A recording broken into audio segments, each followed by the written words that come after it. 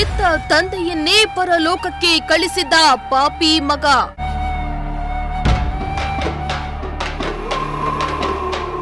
ಮಗನ ನೀಚ ಕೃತ್ಯ ಸಿಸಿ ಕ್ಯಾಮೆರಾದಲ್ಲಿ ಬಯಲು.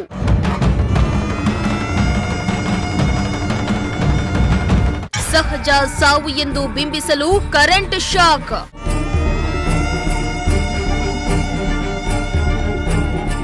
ಸಾವಿನ ಮನೆಗೆ ಅಪ್ಪ, ಜೈಲು ಪಾಲಾದ ಮಗ.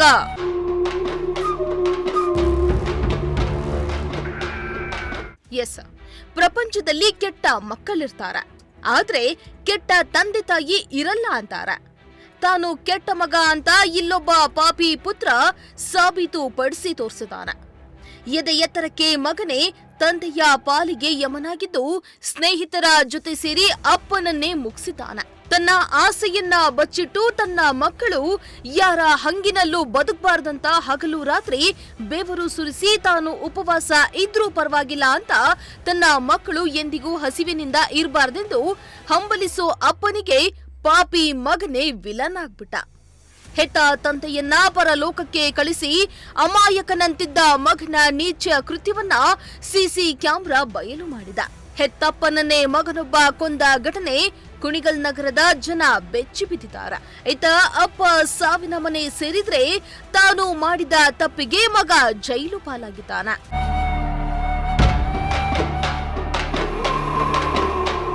ಎಸ್, ಈ ಫೋಟೋದಲ್ಲಿ ಕಾಣ್ತಾ ಇರುವ ಈತನ ಹೆಸರು ನಾಗೇಶ್. ಮೂಲತಃ ತಿಮ್ಮಸಂದ್ರದ ಈತ ಹಲವು ವರ್ಷಗಳಿಂದ ಕುಣಿಗಲ್ನ ಶಿವಾಜಿ ಟೆಂಟ್ ರಸ್ತೆಯಲ್ಲಿ ವಾಸವಿದ್ದ. ಇದೇ ರಸ್ತೆಯಲ್ಲಿ ತನ್ನದೇ ಆದ ಐಸ್ ಕ್ರೀಂ ಫ್ಯಾಕ್ಟರಿಯನ್ನ ಕೂಡ ತೆರೆದಿದ್ದ. ಆತ ತಾನಾಯ್ತು ತನ್ನ ವ್ಯವಹಾರವಾಯಿತು ಅಂತ ಜೀವನ ಸಾಗಿಸ್ತಾ ಇದ್ದ. ಆದ್ರೆ ಹೀಗಿದ್ದ ಈತ ಮೇ 10ರಂದು ಅನುಮಾನಾಸ್ಪದವಾಗಿ ಸಾವನ್ನಪ್ಪಿದ್ದ. ಮೊದಲಿಗೆ ಆತ ಕರೆಂಟ್ ಶಾಕ್ನಿಂದ ಮೃತಪಟ್ಟಿದ್ದಾನೆ ಎನ್ನಲಾಗಿತ್ತು. ಆದ್ರೆ ಫ್ಯಾಕ್ಟರಿಯ ಸಿಸಿಟಿವಿ ಪರಿಶೀಲಿಸಿದ ಪೊಲೀಸರಿಗೆ ಅಸಲಿ ಸಂಗತಿಯೊಂದು ಬಯಲಾಗಿದ್ದು, ಆತನ ಮಗ ಹಾಗೂ ಸ್ನೇಹಿತರಿಂದಲೇ ನಾಗೇಶ್ ಕೊಲೆಯಾಗಿರೋದು ಬಯಲಾಗಿದೆ.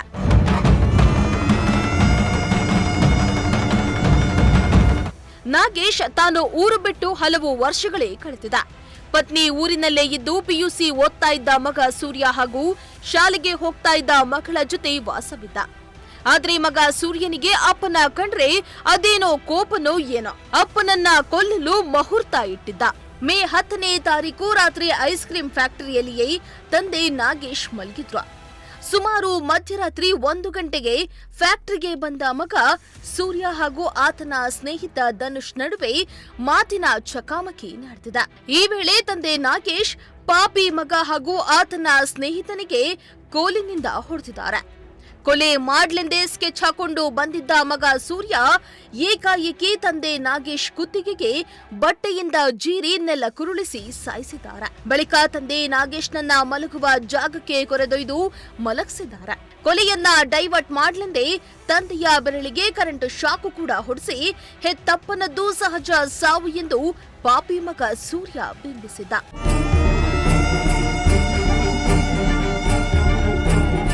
ಇನ್ನು ತಂದೆ ನಾಗೇಶ್ ಸಾವಿನ ಬಗ್ಗೆ ಮಗಳು ಸವಿತಾ ಕುಣಿಗಲ್ ಪೊಲೀಸ್ ಠಾಣೆಗೆ ದೂರನ್ನ ದಾಖಲಿಸಿದ್ರು.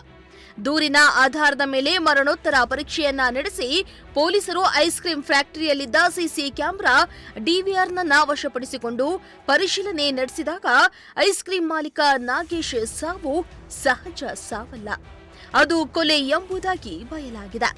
ಕೂಡಲೇ ಅಲರ್ಟ್ ಆದ ಪೊಲೀಸರು ಕಿರಾತಕ ಮಗನಿಗಾಗಿ ಹುಡುಕಾಟ ನಡೆಸಿದ್ರು. ತಂದೆಯನ್ನೇ ಕೊಂದು ಬೆಂಗಳೂರಿನ ಲಾಡ್ಜ್ ಒಂದರಲ್ಲಿ ಇದ್ದ ಪಾಪಿ ಮಗ ಸೂರ್ಯ ಹಾಗೂ ಆತನ ಸ್ನೇಹಿತರನ್ನ ಪೊಲೀಸರು ಹೆಡೆಮುರಿ ಕಟ್ಟಿದ್ದು ತಂದೆಯನ್ನ ಕೊಲೆ ಮಾಡಿರುವ ಬಗ್ಗೆ ಆರೋಪಿಗಳು ಒಪ್ಪಿಕೊಂಡಿದ್ದಾರೆ. ನಮಗೆ ಕುಣಿಗಲ್ ಪೊಲೀಸ್ ಸ್ಟೇಷನ್ ಲಿಮಿಟ್ಸಲ್ಲಿ 11th ಮೇ ತಿಂಗಳಲ್ಲಿ ನಮಗೆ ಒಂದು UDR ಕಂಪ್ಲೇಂಟ್ ಬಂದಿತ್ತು. ಸೊ ಒಂದು ice cream factory, Apollo ice cream factory ಅನ್ನೋಂಥ ಒಂದು ಐಸ್ ಕ್ರೀಮ್ ಫ್ಯಾಕ್ಟ್ರಿಯಲ್ಲಿ ಒಳಗಡೆ ಅದೇ ಫ್ಯಾಕ್ಟ್ರಿಗೆ ಮಾಲೀಕನಾಗಿರುವಂಥ ನಗೇಶ್ ಅನ್ನೋನು ಅಲ್ಲೇ ಮೃತಪಟ್ಟಿರುವಂಥ ಮಾಹಿತಿ ಬಂದಿರುತ್ತೆ. ಇಮಿಡಿಯೇಟ್ ಸ್ಪಾಟ್ಗೆ ಹೋಗಿ ನೋಡಿರುವಾಗ ನಮ್ಮ ಪೊಲೀಸರಿಗೆ ಅವನು ಎಲ್ಲಿ ಮಲಗ್ತಾನೆ ಅದೇ ಜಾಗದಲ್ಲಿ ಬಿದ್ದಿರ್ತಾನೆ ಮೃತಪಟ್ಟಿರುವಂಥ ಸ್ಥಿತಿಯಲ್ಲಿ.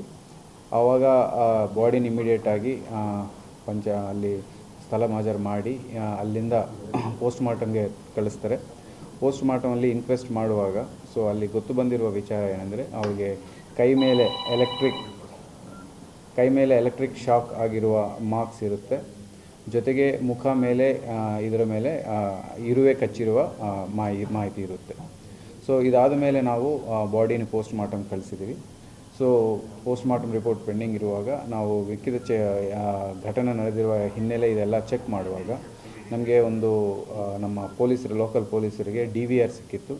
ಸೊ DVR ಚೆಕ್ ಮಾಡುವಾಗ ಸೊ ನಮಗೆ ಘಟನೆ 10 ಮಿಡ್ನೈಟ್ಗೆ ನಡೆದಿರುವುದು ಕಂಡು ಬಂದಿರುತ್ತೆ. ಅದರಲ್ಲಿ 2 ವ್ಯಕ್ತಿಗಳು ಬಂದು ಒಂದು ಟವಲಿಂದ ಮೃತನ ಕುತ್ತಿಗೆ ಸುತ್ತು ಸಾಯಿಸಿರೋದು ವಿಡಿಯೋದಲ್ಲಿ ಕಂಡುಬರುತ್ತೆ.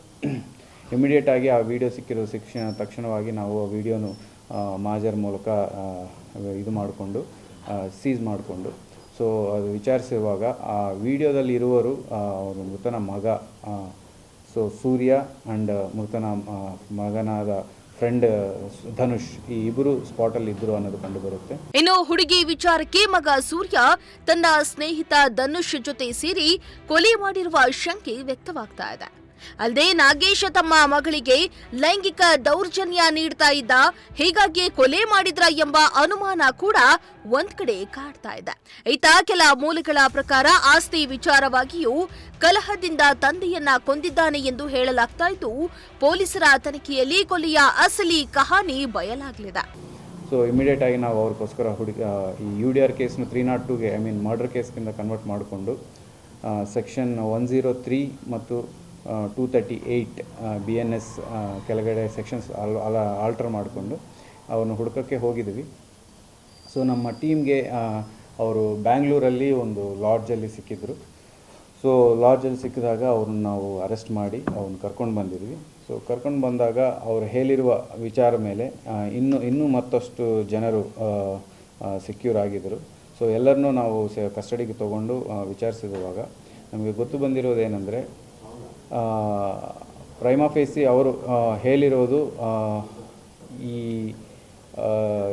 ಮೃತನ ಮಗಳನ್ನು ಇವನು ಮೃತ ಅಂದರೆ ಯಾರು ಸತ್ತೋಗಿದ್ದಾರೆ ಅವ್ರ ಮಗಳನ್ನೇ ಈ ಥರ ಮಾಡಿದ ಸೆಕ್ಷುವಲಿ ಹರಾಸ್ ಮಾಡ್ತಾಯಿದ್ರು ಅನ್ನೋಂಥ ಅಲಿಗೇಷನ್ ಅವರು ಅಕ್ಯೂಸರ್ಗಳು ಮಾಡಿದ್ದಾರೆ. ಬಟ್ ಇನ್ನೂ ವಿಚಾರಣೆಯಲ್ಲಿ ಅದು ಆ್ಯಕ್ಚುಯಲ್ ಮೋಟಿವ್ ಏನು ಅನ್ನೋದೂ ತಿಳ್ಕೊಬೇಕಾಗುತ್ತೆ. ಯಾಕೆಂದರೆ ಇನ್ನೊಂದು ವರ್ಷ ಅವರು ಪ್ರಾಪರ್ಟಿ ಡಿಸ್ಪ್ಯೂಟ್ಗೋಸ್ಕರನೂ ಈ ಥರ ಆಗಿರಬಹುದು ಅಂತಲೂ ಹೇಳ್ತಾ ಇದ್ದಾರೆ. ಸೊ ಆ ವಿಚಾರನ ಇಲ್ಲ ಅಂದರೆ ಮಗಳ ವಿಚಾರನ ಅನ್ನೋದು ನಾವು ಇನ್ವೆಸ್ಟಿಗೇಷನಲ್ಲಿ ತಿಳ್ಕೊಂಡು ಮಿಕ್ಕಿದವ್ರನ್ನ ಮಾಡ್ತೀವಿ. ಅಪೋಲೋ ಐಸ್ ಕ್ರೀಂ ಫ್ಯಾಕ್ಟರಿ ಮಾಲೀಕ ನಾಗೇಶ್ನನ್ನ ಕೊಲೆ ನಡೆದ 15 ದಿನಗಳ ಹಿಂದೆಯೇ ಹುಲಿಯೂರು ದುರ್ಗ ಮಾರ್ಗದಲ್ಲಿ ಕಾರಿಗೆ ಡಿಕ್ಕಿ ಹೊಡೆದು ಗಲಾಟೆ ಮಾಡಿ ಕೊಲೆ ಮಾಡಲು ಪ್ಲಾನ್ ಮಾಡಲಾಗಿತ್ತಂತೆ. ತಂದೆ ನಾಗೇಶ್ ಕೊಲೆ ಸಂಬಂಧ ಮಗ ಸೂರ್ಯ ಸ್ನೇಹಿತರಾದ ಮನು, ಮೂರ್ತಿ, ಲಿಖಿತ್, ಗಂಗಾಧರ್ ಗೌಡ, ಉಲ್ಲಾಸ್ ಸೇರಿ ಒಟ್ಟು 8 ಮಂದಿ ಆರೋಪಿಗಳನ್ನ ಬಂಧಿಸಲಾಗಿದೆ. ವಿಚಾರಣೆ ಬಳಿಕ ಕೊಲೆಯಲ್ಲಿ ಇನ್ಯಾರ್ಯಾರು ಭಾಗಿಯಾಗಿದ್ದಾರೋ ಅವರನ್ನ ಬಂಧಿಸಲು ಪೊಲೀಸರು ಮುಂದಾಗಿದ್ದಾರೆ. ಅದೇನೇ ಆಗ್ಲಿ, ಮನೆ ಅಂದ ಮೇಲೆ 100 ಸಮಸ್ಯೆಗಳು ಇರ್ತವೆ. ಹೆಂಡತಿಯಿಂದ ಬೇರೆಯಾಗಿ ತನ್ನ ಮಕ್ಕಳಿಗಾಗಿ ಫ್ಯಾಕ್ಟರಿಯಲ್ಲಿ ಹಗಲು ರಾತ್ರಿ ಕಷ್ಟಪಟ್ಟು ದುಡಿತಾ ಇದ್ದ ಹೆತ್ತಪ್ಪನನ್ನೇ ಮಗ ಹೀನಾಯವಾಗಿ ಕೊಂದಿದ್ದು ಮಾತ್ರ ದುರಂತವೇ ಸರಿ. ಇತ್ತ ಅಪ್ಪ ಸಾವಿನ ಮನೆ ಸೇರಿದ್ರೆ ಮಗ ಜೈಲುವಾಸ ಅನುಭವಿಸುವಂತಾಗಿದ್ದು, ಮಗಳು ಸವಿತಾ ಅನಾಥಳಾಗಿದ್ದಾಳೆ. ಕೂತು ಮಾತಾಡಿ ಸಮಸ್ಯೆ ಬಗೆಹರಿಸಿಕೊಂಡಿದ್ರೆ ಸುಖಿ ಕುಟುಂಬ ಆಗ್ತಾ ಇತ್ತು. ಆದರೆ ಮಗನ ಆತುರವೋ, ಆಸ್ತಿಯ ಮೇಲಿನ ಮೋಹವೋ ಅಥವಾ ಅಪ್ಪನ ಮೇಲೆ ದ್ವೇಷವೋ ಹೆತ್ತ ತಂದೆಗೆ ಯಮನಾಗಿ ಕಾಡಿ ಇಹಲೋಕಕ್ಕೆ ಕಳಿಸಿ ತಾನು ಜೈಲು ಸೇರಿ ತನ್ನ ಜೀವನದ ಜೊತೆ ಕುಟುಂಬವನ್ನ ಬೀದಿಗೆ ತಂದಿದ್ದು ದುರಾದೃಷ್ಟವೇ ಸರಿ. ಕ್ಯಾಮರಾ ಪರ್ಸನ್ ಸಂಜಯ್ ಜೊತೆ ದೀಪಕ್, ಪ್ರಜಾಶಕ್ತಿ ಟಿವಿ, ತುಮಕೂರು.